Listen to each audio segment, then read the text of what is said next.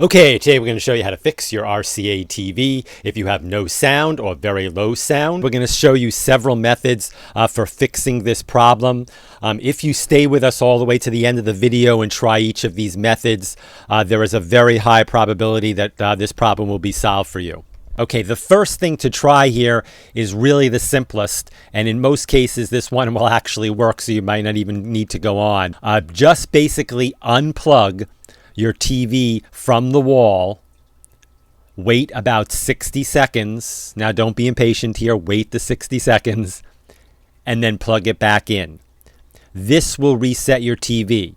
Now this is a lot different than switching the remote on and off, so do it from the wall plug. If this fixed your problem, great. If not, this next fix should almost definitely fix your problem. However, it is a factory reset and will reset your settings on your TV. Okay, I want you to look around your TV and see if you can find this little hole. It's usually labeled reset.